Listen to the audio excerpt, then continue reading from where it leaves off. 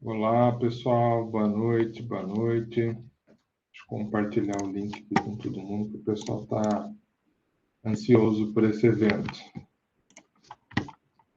Quase que eu não entro, a internet não está colaborando hoje. Mas deu tudo certo. Vamos lá, compartilhar o link. Vou liberar no WhatsApp e também lá no LinkedIn.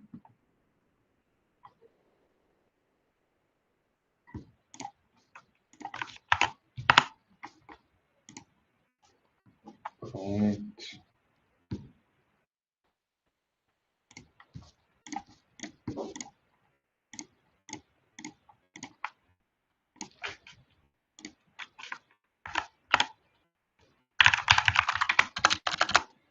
Boa noite para quem está chegando.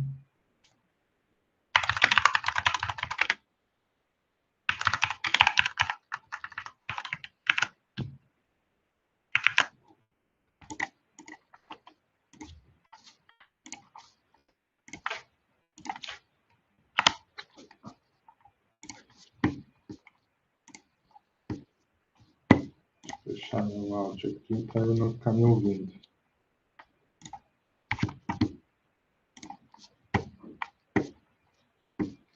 Então vamos lá, pessoal. Boa noite, finalmente. Vou compartilhar minha tela aqui e a gente já inicia.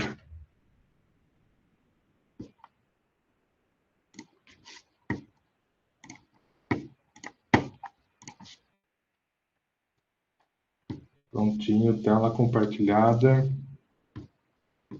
Então vamos lá, pessoal. Boa noite, boa noite, boa tarde, bom dia, né? Dependendo do horário que vocês forem ver esse vídeo. Tá todo mundo bem recebido aí. Então, hoje estamos na 11ª edição do Enable Talks. Então, é um encontro semanal. A gente, toda terça e quinta, traz um tema aí relacionado a revenue, sales enablement, ops, customer experience, enfim. Pensando sempre na jornada de compra dos clientes, né? Então, tudo que envolve esse contato direto com os clientes, a gente traz aí como tema.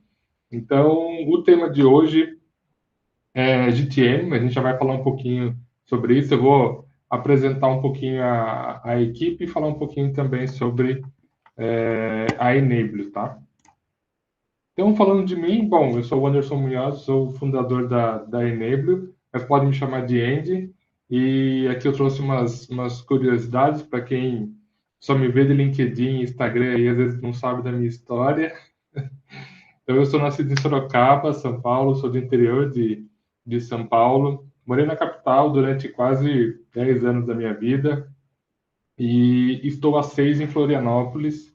Então, eu dei uma fugida lá do caos de São Paulo, estava precisando de um tempinho e quando eu vim para Floripa não consegui mais sair. Então, estou feliz aqui demais. Sou sagitariano, budista, gosto muito de café, um bom vinho. Fui balonista de uma equipe argentina, então foi uma fase na minha vida assim que eu fui muito ligado ao balonismo, participei de vários campeonatos, né, inclusive mais, e enfim, uma longa história. Fui escoteiro, mesotenista, esporte que eu gosto até hoje, e também fui enxadrista, fui 11º lugar regional de xadrez. Eu acho que para mim isso foi o auge do meu xadrez. E gosto muito de dinossauro desde criança, desde pequeno. Sou muito fissurado em dinossauros, conheço várias espécies. Já estudei muito sobre o tema. Fui para Londres para ver os dinossauros do Museu de História Natural, então eu usei como pretexto visitar meu primo, mas na verdade eu queria ver os dinossauros. Minha formação é marketing e também engenharia. É uma mistura meio, né, eclética demais, talvez, mas eu desde o início, assim, estudei exatas minha vida inteira. Fiz Senai, fiz eletrotécnica, fiz eletrônica e depois eu ia para engenharia elétrica e descobri que minha cabeça não funcionava tão bem para exatas, então eu fui para marketing e acabei estudando engenharia recentemente, então são duas áreas que são complementares e eu gosto muito. Fui professor também do Senac, do Senai, entre outras escolas, então lecionar é uma coisa que me deixa muito feliz, assim, com o desenvolvimento dos alunos, enfim, então gosto bastante. E por último, aí, curiosidade também, eu sou top laner de LoL, então para quem joga League of Legends,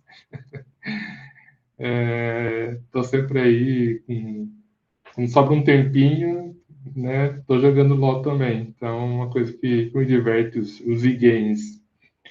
Bom, gente, estamos falando aí da Enable, né? Então, o nosso propósito é impulsionar aí o crescimento das empresas através das pessoas. Então, a gente está focado na habilitação contínua, capacitação, treinamento das pessoas. Então, esse negrito em pessoas não é à toa. A gente está sempre pensando aí como entregar a melhor capacitação, a melhor forma de treinar e realmente habilitar as pessoas para que elas alcancem o seu potencial máximo. Então, esse é o nosso propósito. Então, todos os nossos produtos e serviços são voltados para isso. Então, essa é a equipe Enable, é uma equipe bem grande já, multidisciplinar, enfim, tem várias frentes de atuação, e vocês vão esbarrar com alguns deles aí como mentores também, nos nossos treinamentos, nossos workshops, ou mesmo na comunidade onde eles fazem parte. Então, se quiserem tirar dúvida, comentar, trazer um case, enfim, pedir ajuda, está todo o time lá dentro da comunidade também. Lá no finalzinho da apresentação, vou falar um pouquinho sobre a comunidade, tá? Então, vamos ao tema.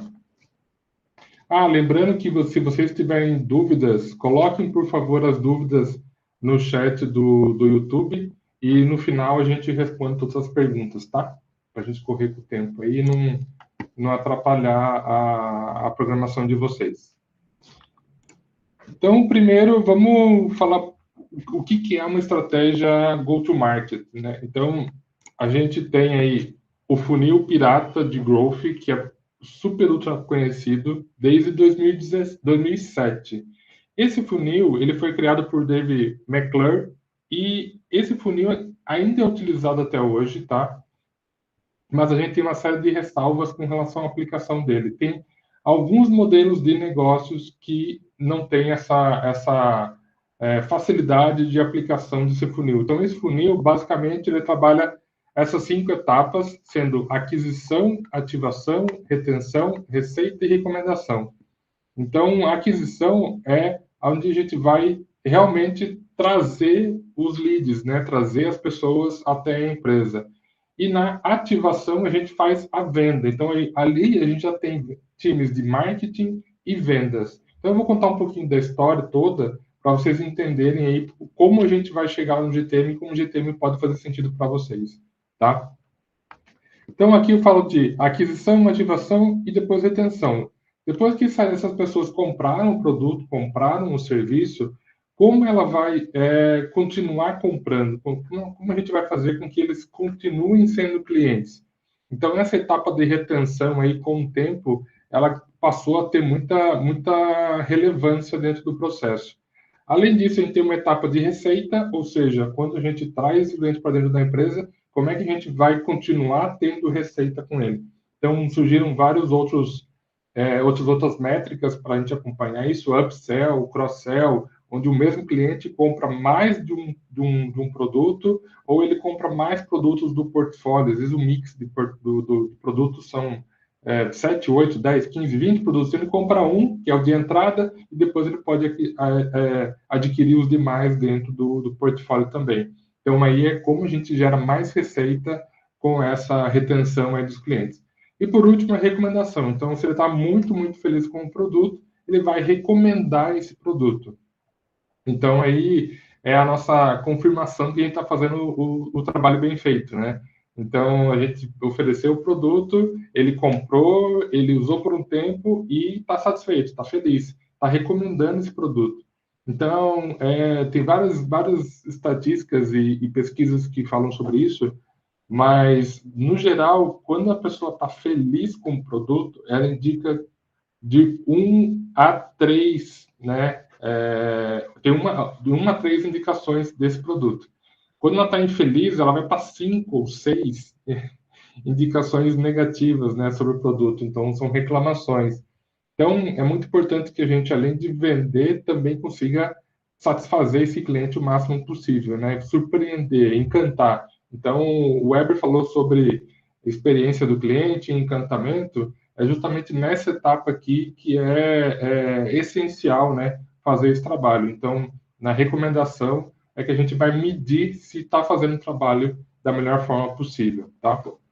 Então, isso aqui está funcionando desde 2007 e, ao passar dos anos, surgiram outras variações, né, desse funil pirata e, inclusive, a gente trouxe uma aqui de 2012, que é o Startup GTM Framework, que é você analisa o ciclo de marketing e vendas de um outro prisma, né? Muito mais voltado para o GTM especificamente. Então, quem criou isso aí foi o Michael Scott, e ele fez pela Harvard, pela Universidade de Harvard, no Harvard Innovation Labs, e com esse funil ele trouxe outros tópicos, né, outra nomenclatura para a gente poder observar aqui. Então, aqui tem a parte do conhecimento, depois interesse, entendimento, engajamento e teste, ou efetivação da compra, né?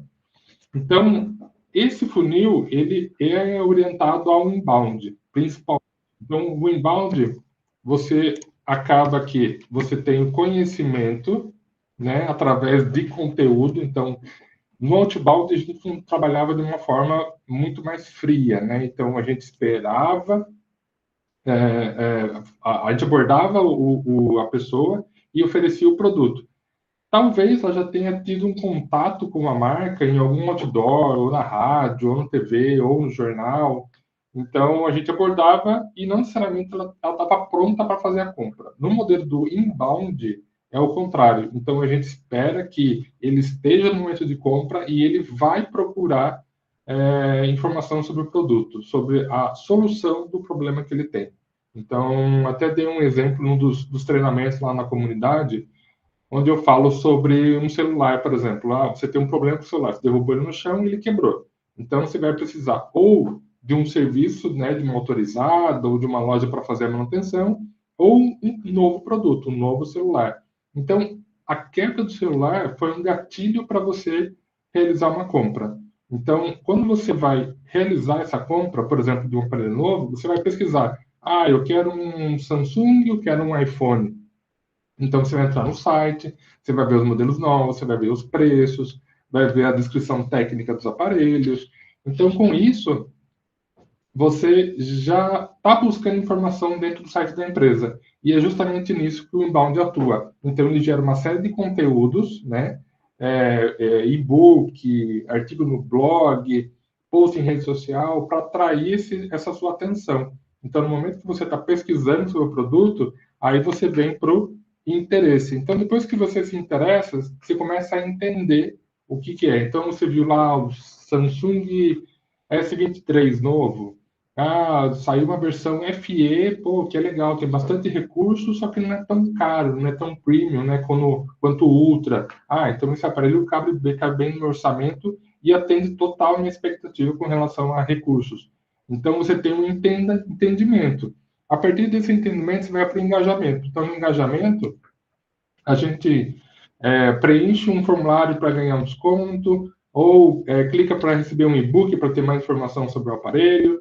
Então, a partir daí, você vai para a parte de teste e compra. Então, você pode testar, por exemplo, se for um serviço, né? Então, eu quero receber um trial, né, de um serviço, sei lá, do Disney Plus.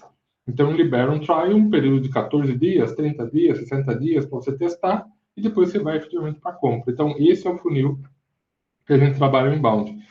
Só que, atrelado a isso, eu trouxe também uma visão aqui de etapas. Então, a gente tem 3 etapas, basicamente, que é o tático, canais e audiência.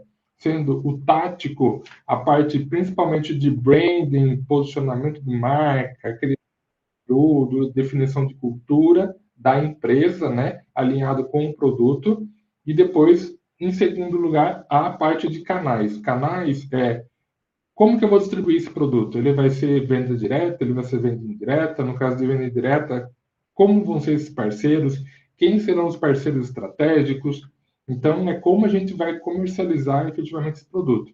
Aí, por último, aí é a audiência. Então, a audiência é para quem eu vou vender? Quem são as personas ou clientes ideais? Então, quando a gente fala de pessoa física, né, B2C, a gente vai para personas. Então, eu tenho lá faixa etária, região onde essa pessoa vive, por exemplo, se é masculino ou feminino.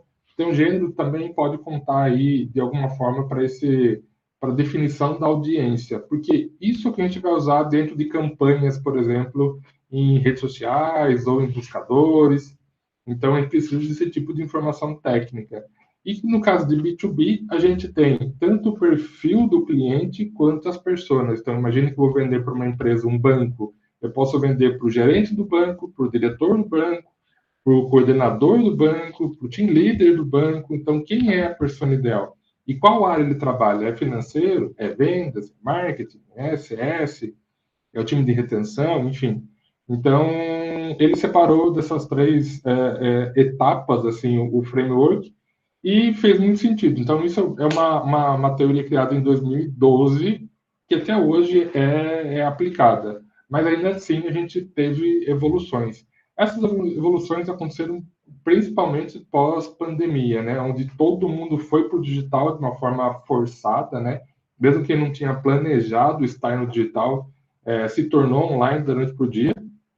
Então, as coisas mudaram de uma forma muito mais acelerada. Aqui eu trago uma definição sobre o que é a estratégia do GTM. Isso na visão do HubSpot. Por que eu estou trazendo o HubSpot? Além da Enable ser parceiros, nós somos parceiros oficiais do HubSpot, a gente acredita muito no modelo de GTM do HubSpot. Eles são muito visionários no sentido de como aplicar isso, porque a base de clientes deles contempla, né, muitos segmentos, mas principalmente tecnologia, onde a gente tem mais velocidade de crescimento. Então, para a gente faz muito sentido a visão que o HubSpot coloca no mercado com relação à GTM. Então, aqui, ele fala basicamente que é apresentar um novo produto ao mercado e impulsionar a demanda. Então, são dois pontos aqui super importantes na definição. Então, o GTM ele vai lançar um produto no mercado e ele vai impulsionar esse produto no mercado. Então, não basta só colocar a venda, ele tem que potencializar essas vendas também, tá? E outros dois pontos super importantes aqui. A gente tem identificar o problema de mercado e posicionar o produto. Então, a gente tem que saber qual que é o problema que a gente está efetivamente resolvendo. Então, às vezes, a gente tem dentro da área de produtos, a gente tem uma hipótese do que é o problema de mercado, mas a gente não tem certeza. Então, por isso, a gente precisa validar esse produto no mercado. Então, acompanhar os clientes, saber como é que eles usam efetivamente, fazer esse acompanhamento, se for o caso da presencial, né? Se for um software, por exemplo, aonde que ele clica, aonde ele tem dificuldade, o que que ele abre, o que que funciona, o que que não funciona, o que que deixa ele feliz, o que que frustra, né, a experiência dele. Então, de fato, como a gente consegue identificar esse problema aí do mercado? Então, é muito comum, assim, a gente ouvir as métricas, né, estatísticas, o Sebrae mesmo divulga muito esse tipo de informação, com que velocidade as empresas morrem, né, no primeiro ano, segundo ano, e um dos maiores motivos é a estratégia de GTM. Isso tem que funcionar 100% para ter sucesso. E aqui não é mais importante também posicionar o produto. Então, até eu vi recentemente um post no LinkedIn que eu achei bem interessante, né? Como é que as pessoas acham que é criar conteúdo e como é efetivamente. Então, eu vendo tangerina. Não é só todo dia, eu vendo tangerina, eu vendo tangerina, eu vendo tangerina. Um dia você vai falar, eu vendo tangerina, outro dia você fala assim, os benefícios de consumir tangerina. No terceiro dia, quais sucos você consegue terceiro dia, quais sucos você consegue criar com a base de tangerina e receitas de bolo utilizando esse ingrediente, a tangerina. Então, é justamente isso, né? Como você vai posicionar o mercado, entender todos os perfis, sendo B2B, o B2C, inbound, outbound, como que você vai posicionar o seu produto para que você, de fato, comunique aquela solução para o problema que você já identificou. Então, será que quando eu coloco meu produto no mercado, as pessoas estão se identificando com aquilo? Então, essa mensagem é super importante, tá? E como comentei, então aí veio o HubSpot e mudou muita coisa no mercado.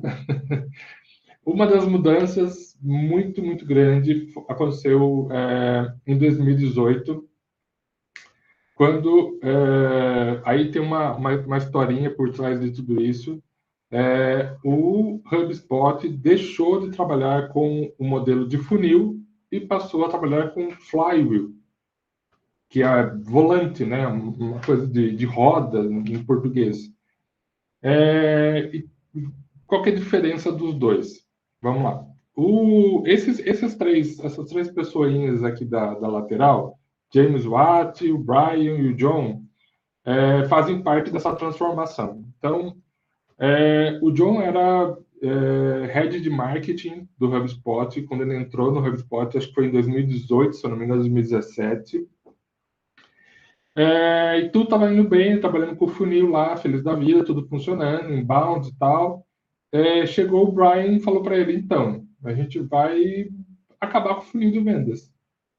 Aí o John, tipo, não entendeu muito, né? Como assim? Eu fiz isso a vida inteira. Sempre deu certo. Por que a gente vai acabar com isso, né?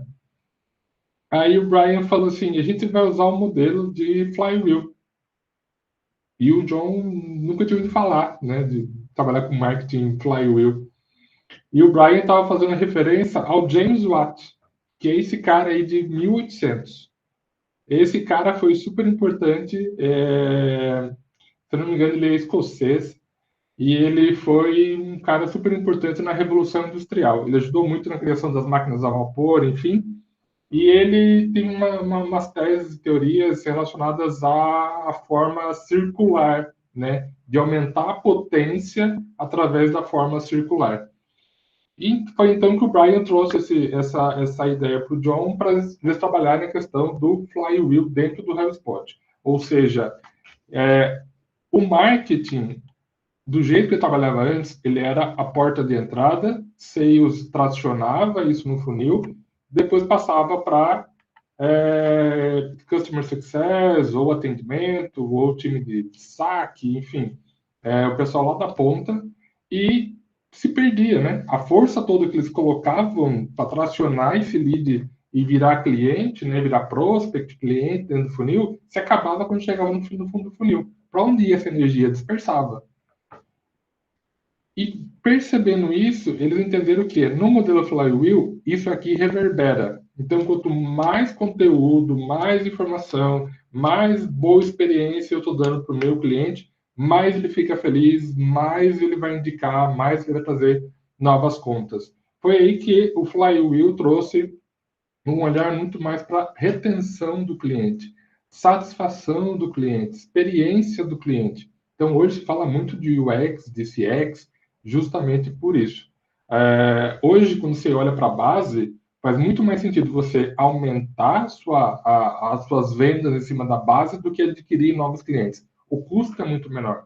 Então, o importante aqui é analisar como essa jornada do Flywheel pode fazer sentido dentro do teu negócio. Mas aqui o foco ser integrado, né? Todas as três áreas super integradas, você vai diminuir a fricção entre essas áreas, então a comunicação vai estar mais próxima, vai ter muito mais alinhamento nos planejamentos, não vai ter atrito, né, entre os objetivos dessas áreas.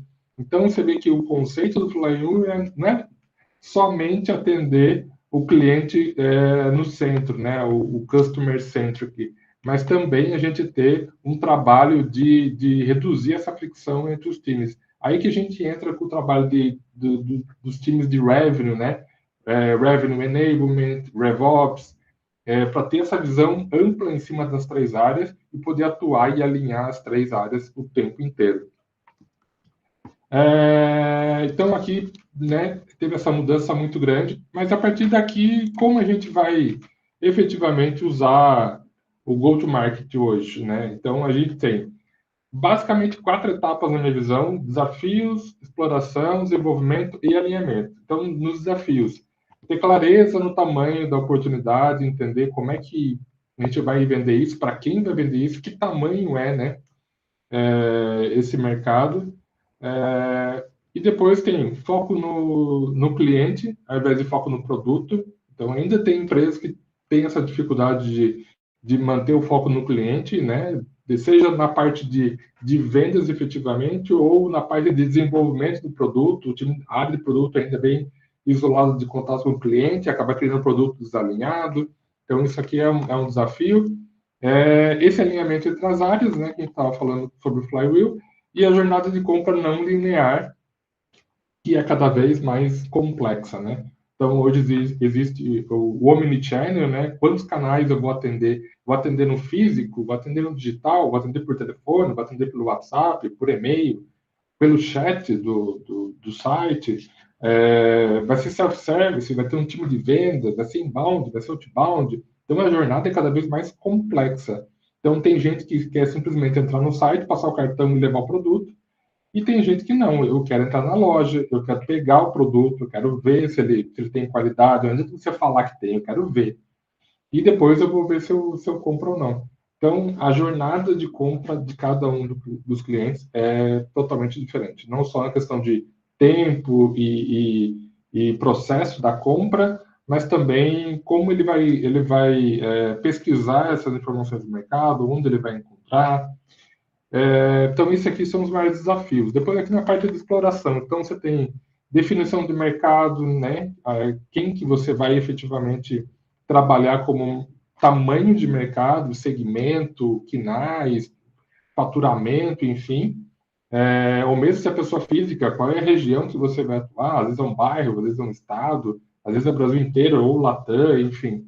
Então, é importante essa questão do mercado. Depois, identificação de personas, né, e clientes ideais. Desenho da jornada de compra. Então, pensando no lado não linear, quais são as possibilidades? Tá, você vai conseguir atender todas hoje? Não. Então, qual é o foco a gente atender hoje? Então, trabalhar bem essa questão do desenho da jornada, fazer o processo mesmo, né? Depois, criar o playbook de vendas. Então, como o time vai começar a efetivamente vender. E uma análise SWOT. Então, ver os pontos fracos, as oportunidades, enfim, para já se posicionar e já desenvolver isso junto com o produto. E aqui eu coloco uma revisão do GTM. Então, toda etapa você tem que fazer uma revisão, independente de qual seja. É importante que você analise se está no caminho certo ou não. Quanto antes a gente poder corrigir esse planejamento, melhor. Deixar para o final, talvez o estrago seja gigantesco. Depois de 2 anos, descobrir que o produto, né, vai ser um fiasco. Não vai vender nada, não vai ter sucesso e não ter como seguir com ele. Então, é importante que no meio do caminho a gente, se for o caso, pivote, né? Que é um termo que a gente usa bastante em startup, o produto tá desalinhado, então vamos alinhar. Ele nasceu para atender tal mercado, mas a gente viu que tem um outro muito melhor e 100% adaptado. Então, a gente pivota o produto e vai para aquele segmento. Depois a fase do desenvolvimento, então alinhamento de marca, então criar todo o manual de marca, a parte de cultura em cima da marca, a voz da marca, porque isso aqui é o que vai nortear todos os outros trabalhos. Então, criação de conteúdo, criação de campanha, validar o produto, o conceito do produto, inclusive. Então, é muito importante que esse alinhamento da marca esteja redondo. E depois aqui tem estabelecer budget também, que é super importante, né? Quanto a gente vai investir em campanha e como a gente espera o ROI em cima, né, desse investimento. E aqui criar uma hipótese de case, né? Então, o que é esse case hipótese? A gente imagina que o cliente ideal é isso, ele vai usar assim e ele vai ficar feliz desse jeito. Será? Aí que a gente vai testar na última fase, que é do alinhamento. Então, aqui eu tenho a definição do tech stack, né? Então, quais ferramentas a gente vai usar, como que eu vou integrar todas as áreas. Ah, o pessoal de vendas quer usar HubSpot e o pessoal do marketing quer usar Marketo. E aí? O que é o ideal? Para a sua empresa, para o teu negócio, para o teu produto. Então, precisa ver com carinho isso aqui. Depois ajustar as campanhas, então fazer todos os ajustes em todos, desde SEO até campanha de buscador, campanha de rede social, tudo que envolve aí a parte de conteúdo. Criar playbook do atendimento, né? Então a gente faz primeiro vendas, depois a gente vai para o atendimento. Então a gente já tem case de uso, já sabe o que deu certo no onboard, o que não funcionou, o que funcionou super bem, enfim. Depois aqui entregar um plano de RP e comunicação, né? Então envolver aí imprensa e todos os outros players que possam ajudar a gente. Estabelecer um case de fato, então pegar um case que seja um, dois ou cinco cases, por exemplo, que sejam de referência dentro da empresa. Então a gente entrou naquele cliente, o cliente ficou super satisfeito, ele usou dessa forma o produto, ele elogiou isso, isso, isso, ele não gostou tanto, deu um feedback aí negativo num ponto específico. Então, o que é esse case? Materializar tudo isso que vocês tinham como hipótese. E depois aqui criar também o plano de vendas. Então, agora, efetivamente, a gente vendeu tal, já tem clientes lá em atendimento, agora a gente vai rever o plano de vendas, criar ele efetivamente. Por que não é feito antes? Porque pode chegar um cliente lá em atendimento, em CS, que ele fala, pô, isso aqui para mim não faz sentido nenhum. Na cabeça de vendas estava fazendo, mas lá para o pessoal do CS eles reportaram o contrário. Então essa divergência pode acontecer. Então a gente define mesmo qual é o plano de vendas lá no final. E depois resultados. Aí a gente começa a olhar todas as métricas, né, data driven, olha todas as métricas e toma as atitudes aí para poder efetivamente melhorar o go-to-market. O importante é que a gente tem um GTM. Se você tem um portfólio grande, a gente tem um GTM para cada um dos produtos e um de integração entre eles, né? Que eles se conversem. Até porque provavelmente os recursos vão ser os mesmos. Então, uma questão de tempo, pessoas, equipamento, tecnologia, enfim. Então, eles vão ser compartilhados entre os produtos. Então, você vai ter que ter um GTM específico e o outro juntando todo mundo. E também tem que ter começo, meio e fim, né? Então, até onde a gente vai com esse processo do GTM? Ele pode durar 15 dias, pode durar 3 meses, pode durar 1 ano, 2 anos, 5 anos. Então, depende muito do modelo do negócio e também do produto a ser trabalhado, tá? E é isso, gente. Então, dúvidas, por favor, coloquem aí no YouTube. Depois eu vou dar uma olhadinha no final se tem alguma. E aqui para finalizar, então, queria trazer para vocês a comunidade, né? Então a gente tem uma área reservada aí para as pessoas poderem trocar efetivamente experiência, trazer discussões novas, case, aprendizados, né? Do dia a dia.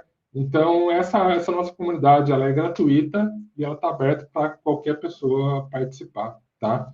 E lá, inclusive, a gente tem grupos específicos, né, para vagas, treinamento, webinar e serão muitos outros dentro da comunidade. Então, estão todos mais do que convidados. E é isso. Por hoje é só, pessoal. Deixa eu ver se tem alguma dúvida aqui. Acho que por enquanto não. Então, se alguém tiver alguma dúvida, pode colocar lá na comunidade para mim, me chamar. Eu estou lá na comunidade, dá para mandar mensagem direta para mim, inclusive. E podem mandar por e-mail também, se vocês quiserem, anderson.munhoz@enable.com.br. Tá bom? E é isso. Até mais, gente. Obrigado.